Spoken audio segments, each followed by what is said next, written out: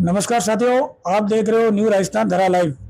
संवाददाता प्रवीण सिंह और पाली के साथ आज हम मौजूद हैं पाली में, जो पाली जिला के राजस्थानी पिक्चर फिल्मों के जो अभिनेता व डायरेक्टर हैं गजेंद्र जी मल्ली, जिनसे हम चर्चा करेंगे और इनको जो इनसे जानेंगे कि आपकी जो कार्यशैली को लेकर आप क्या जानकारी देते हैं। सर नमस्कार, आपका नाम बताइए। नमस्कार, मेरा नाम गजेंद्र सिंह मंडली है और मैं प्रवीण जी आपको और आपकी पूरी टीम को बहुत बहुत धन्यवाद देता हूं कि आपने मुझे इस लायक समझा और मेरा साक्षात्कार लेने के लिए आप पधारे। मैं आरडी न्यूज़ को भी बहुत बहुत धन्यवाद देता हूं। ये आरडी न्यूज़ मैं अक्सर देखता रहता हूं, जो बहुत ही अच्छा काम करते हैं, बहुत अच्छा हर विशेष व्यक्ति का इंटरव्यू जन जन तक पहुँचाते हैं। अब मैं आपसे निवेदन ये करना चाहता हूँ कि मेरा नाम गजेंद्र सिंह मंडली है, मैं पाली राजस्थान का रहने वाला हूँ और मैं आप सबकी कृपा से विभिन्न तरह की प्रतिभाओं में महारत हासिल कर चुका हूं। तो मैं अपने लिए आपको ये बताता हूं कि मैं पाली जिले का सर्प मित्र हूं, सांपों को बचाता हूं। आज इन तक मैंने जो है 25-26 वर्षों से सेवा करते करते आज मैं 11,000 से ज़्यादा सांपों को पकड़कर दूर जंगल में छोड़ चुका हूँ। सांपों को भी जाने बचाई और लोगों की भी जाने बचाई। तो ये सर्प विशेषज्ञ के नाते मुझे प्रसिद्धि लोकप्रियता मिली है। उसका भी मैं कहीं ना कहीं मीडिया का आभार व्यक्त करता हूँ। सर हमें जैसे कि जानकारी प्राप्त हुई है आपकी, जैसे सर्प विशेषज्ञ द्वारा आपको एक बार सर्प ने भी काटा था, उसको लेकर क्या जानकारी है वो बताइए सर। 2011 में मेरे को 6 फीट लंबे कोबरा सांप ने काटा था। वो थोड़ी सी मेरे को समझ में फर्क रह गया था, समझने में चूक रह गई थी, इस वजह से काटा था।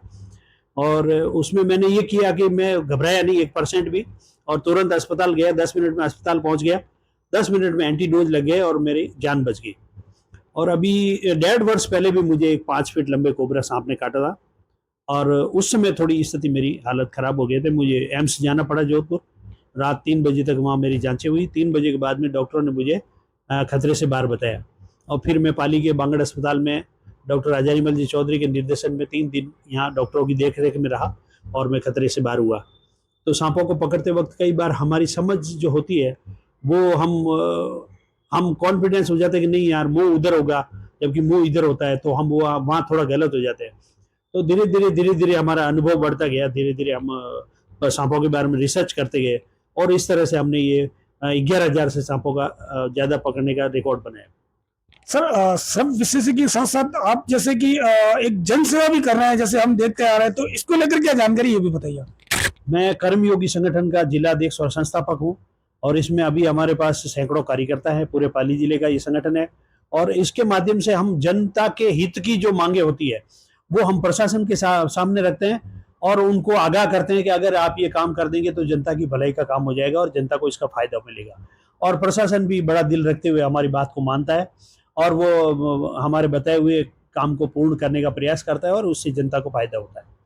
सर जैसे कि आप एक अभिनेता और डायरेक्टर होने के नाते राजस्थानी फिल्मों के आपकी आगे की क्या प्रेरणा रहेगी इस, जैसे कि ये जनहित कार्य को लेकर ऐसी जो आप प्रेरणादायक और जन सहयोग करते हो, इसको लेकर क्या वो बताइए।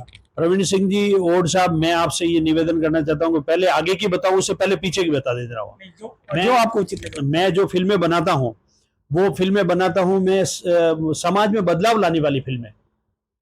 सर्वप्रथम मैंने फिल्म बनाई मारो कालजो। एक लड़का होता है, एक बूढ़ी माँ का एक बेटा होता है, वो एक लड़की के चक्कर में आके माँ का कलेजा निकाल लेता है और माँ को मार देता है। और फिर जब वो कलेजा लेके माँ के लड़की के पास जाता है और उसके कदमों में रखता है तो वो लड़की उस कलेजे को ठोकर मारती है और उस बेटे को भी ठोकर मारती है। कहती है तू तेरी माँ का नहीं हुआ तो मेरा क्या होगा। तो इस फिल्म को बहुत पसंद किया लोगों ने, पूरे राजस्थान में घर घर में पहुंच गई फिल्म। उसके बाद में अभी मैंने एक फिल्म बनाई है कलेजे का टुकड़ा, जो अब रिलीज होने वाली है। और एक फिल्म का निर्माण चालू है जिसका नाम है बाप बेटी। अक्सर आप सुनने में अखबारों में पढ़ते हैं, देखते हैं कि लड़कियां घर से भाग रही है। और मैं अभी एक दिन औद्योगिक थाने में गया था, वहां उससे मुझे जानकारी मिली कि दिल्ली के 7-8 केस भागने के, लड़कियों के भागने के हर थाने में आ रहे हैं। ये पूरे राजस्थान का वाकया बता रहा हूँ आपको। तो ये बड़ी सोचने वाली विकट स्थिति होती जा रही है। तो उन लड़कियों को इस फिल्म के माध्यम से बताना चाहता हूं कि आप जिस लड़के के साथ भागने की सोच रही हो, लेकिन वो लड़का आपके बारे में क्या सोच रहा है, वो आगे जाके आपका क्या असर करेगा। ना आप घर की रहेगी, ना घाट की रहेगी, ना माँ बाप के परिवार की रहेगी, ना उस लड़के के लायक रहेगी। ऐसा आपका हश्र करेगा। ऐसी तरह की भावनाओं को हम लोगों के सामने परोस रहे हैं। सर जैसे कि आपके माध्यम से आम जन तक और जैसे हमारे चैनल के माध्यम से क्या संदेश पहुंचाना चाहते हैं जिससे कि उनको ये इस प्रेरणा को लेकर संबोधित करना पड़े। मैं इस चैनल के माध्यम से मैं जितनी भी मेरी बहनें हैं जो पूरे राजस्थान की क्यों पूरे हिंदुस्तान की बात करूंगा, सभी हमारी बहनें हैं, मैं उन बहनों से निवेदन करता हूं कि आप आवेश में आकर के किसी तरह का निर्णय ले लेती हैं, लेकिन आपको अगर दुनिया में कोई निस्वार्थ भाव से प्रेम करने वाला है तो वो है माँ और बाप। बाकी सारे रिश्ते नाते जितने भी होते हैं उनका कोई ना कोई स्वार्थ होता है। तो माँ बाप आपके लिए ना तो गलत वर देखेंगे ना गलत घर देखेंगे, इसलिए उन पर विश्वास कीजिए और आप इस तरह से लड़कों के साथ भागना बंद कीजिए। माँ बाप की आपको पसंद कोई लड़का नहीं है तो माँ बाप को बताओ ये लड़का पसंद नहीं है, मुझे दूसरा देख लो। आप जिस लड़के को पसंद करेंगी उससे साथ ही आपकी शादी करवा देंगे माँ बाप। लेकिन वो होना चाहिए, माँ बाप खानदान भी देखते हैं, माँ बाप परिवार भी देखते हैं, माँ बाप के उस जिस परिवार में आपको भेजेंगे उस परिवार के संस्कार कैसे हैं। और मैं ये भी निवेदन करना चाहूंगा कि जिस घर में पुरुष की नहीं चलती है, मेरी बहनों से निवेदन करना चाहूंगा, जिस घर में पुरुषों की नहीं चलती है और महिलाओं की चलती है, उस घर के लड़के के साथ कभी भी भागने का सोचना भी मत, वहां आप भी जाके दुखी होंगी। उस घर का पुरुष कमजोर है, उस घर का पुरुष निर्णय लेने में सक्षम नहीं है और उस घर में जाके आपके साथ भी या तो जला दी जाएंगी या मार दी जाएंगी या लावारिस आपको छोड़ दिया जाएगा। सर एक छोटी सी जानकारी, जैसे कि आप ये संगठन द्वारा कार्य करते हो, जन सेवा करते हो, राजनीति को लेकर ऐसा कुछ विषय आपके विचार में है तो बताइए।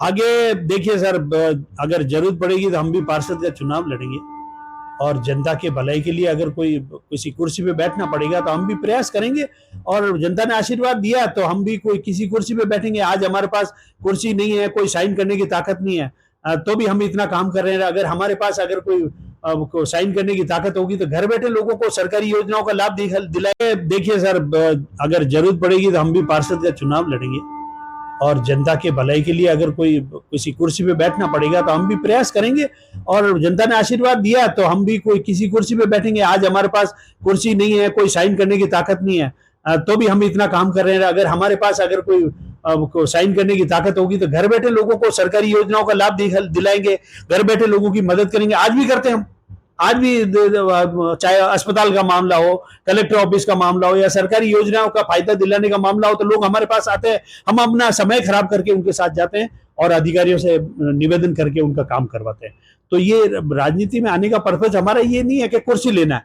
राजनीति में हम आने का मतलब ये है कि कोई कुर्सी मिलेगी तो हमें ज्यादा काम करने का अवसर मिलेगा और उस कुर्सी पे बैठ के हम लोगों का भला कर सकेंगे।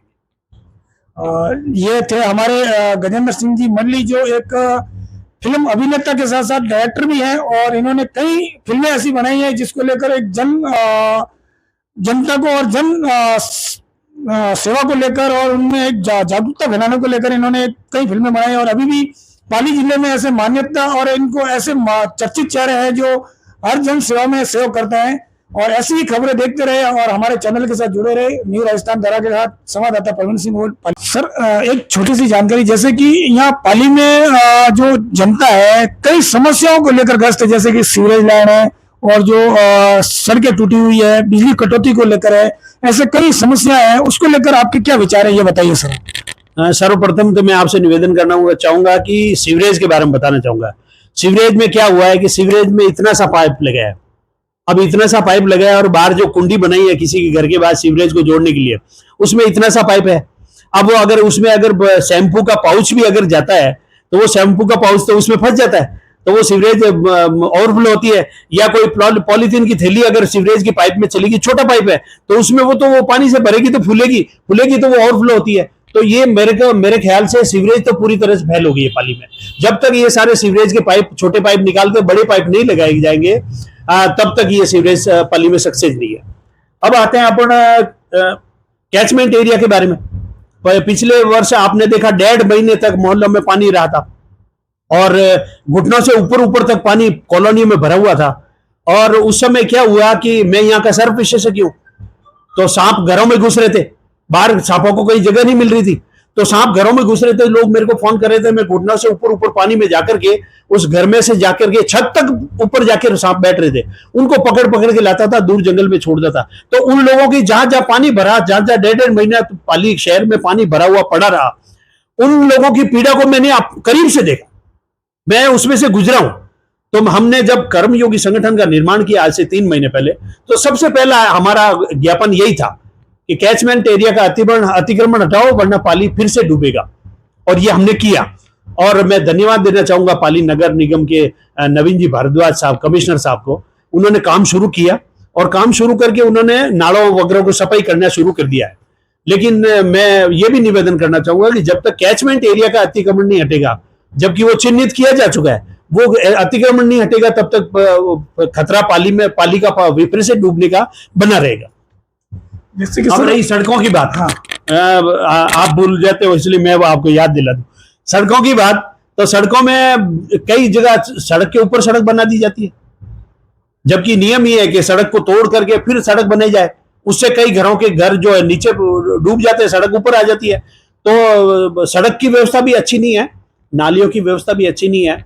और मैं मानता हूं कि पिछले काफी महीनों से नगर निगम में काम नहीं हो रहा है, क्योंकि पार्षद नहीं है, सभापति नहीं है। तो कोई बात नहीं, नवंबर में चुनाव, ऐसा उम्मीद है कि नवंबर तक चुनाव हो जाएगा, उसके बाद में नए महापौर बनेंगे, नए पार्षद आएंगे, तो फिर काम शुरू होगा। लेकिन काम है कि कोई भी सरकारी काम अगर विधिवत तरीके से होगा तो पाली को, शहर को उसका लाभ मिलेगा, आम जनता को उसका लाभ मिलेगा। सर जैसे कि कई ऐसे मोहल्ले हैं पाली में जिसमें बिजली कटौती को लेकर भी कई बार विरोध जताया जाता है, उसको लेकर आपके क्या विचार है? जैसे बिजली विभाग को आप क्या कहना चाहेंगे आपके विचार से? देखिए साहब, बिजली विभाग की सिर्फ बुराई नहीं करूंगा मैं कुछ चीजें और भी बताऊंगा। मैं पॉजिटिव भी बात करता हूँ और नेगेटिव भी बात करता हूँ। बिजली विभाग थोड़ी सी हवा चलते ही लाइट बंद कर देते हैं, ये आम जन में ये मतलब बात फैली हुई है, हवा चल रही है अब लाइट चली जाएगी, और वास्तव में थोड़ी देर में चली जाती है। तो ये तो है उनकी नेगेटिव बात कि आप ऐसी व्यवस्था करेंगे, तो हवा चलने से भी लाइट क्यों बंद करते हैं? गर्मी का मौसम है, लोग घरों में परेशान हो रहे, किसी को दमे की प्रॉब्लम है, किसी को कोई प्रॉब्लम है, तो वो बिना पंखे के, बिना कूलर के कैसे रहेगा? तो ये भारी परेशानी है। अब रही बिजली घर के कर्मचारियों की बात करना चाहूंगा साहब, जब खंबे पे चढ़ते हैं, आए दिन हम अखबारों में पढ़ते हैं कि हादसे हो रहे हैं, बिजली ठीक करते वक्त वो कर्मचारी नीचे गिर गया और खत्म हो गया। तो मैं सरकार से भी निवेदन करना चाहूंगा, बिजली विभाग के आला अधिकारियों से भी निवेदन करूंगा कि उन जो कर्मचारी जो जान जोखिम में डालते हैं, क्यों सांप पकड़ना मैं समझता हूं बहुत आसान है, ऐसा नहीं है लेकिन वो सांप तो पकड़ के एक बार काट के छोड़ देगा आपको, लेकिन बिजली का तार ने अगर आपको पकड़ लिया तो वो आपकी जान निकाले बिना आपको छोड़ता नहीं है। तो मैं समझता हूं कि बिजली के जो कर्मचारी है, मेरे भाई जितने भी बिजली कर्मचारी जो खंबे पे चढ़ के बिजली के तारों को ठीक करते हैं या रिस्क लेते हैं, बारिश के पानी में भी जाकर वो ठीक करते हैं हमारे लिए, जनता के लिए, तो उनके लिए भी कोई सुरक्षा किट हो, उनके लिए भी कोई बीमा हो, उनके लिए भी कुछ सरकार ऐसा करे कि उनको अगर वो हादसा हो जाए तो उनके बच्चों को, बीवी को किसी के आगे हाथ नहीं फैलाना पड़ेगा। तो दोनों चीजें हैं सर। जैसे कि एक लास्ट सवाल है आपसे, आपके माध्यम से आपके जो यहाँ प्रशासनिक अधिकारी हैं उनको आपकी ओर से क्या कहना चाहेंगे? प्रशासन तो बहुत अच्छा प्रयास कर रहा है, बड़े आला अधिकारी तो बहुत अच्छा प्रयास करते हैं, वो आदेश दे देते हैं, लेकिन नीचे जो कर्मचारी है ना वो लापरवाही करते हैं। तो मैं आला अधिकारियों से निवेदन करूंगा कि आप जब भी कोई आदेश दें कि फलाना काम करना है, तो आप वापस मॉनिटरिंग करें, आप जाएं मौके पर, और जाकर के जैसे नवीन जी भारद्वाज जाते हैं, मौके पे जाते हैं, कई बार उनको देखा है अतिक्रमण हट रहा है या नाले साफ हो रहे हैं तो वो जाते हैं। तो उसी तरह से दूसरे अधिकारियों से भी निवेदन करना चाहूंगा, आप खुद समझदार हैं, पढ़े लिखे लोग हैं, आपको हम क्या समझाएं, आप मौके पे जाएं और देखें कि वास्तव में काम सही ढंग से हो रहा है कि नहीं हो रहा है, कोई लापरवाही तो नहीं कर रहा है। बहुत बहुत धन्यवाद।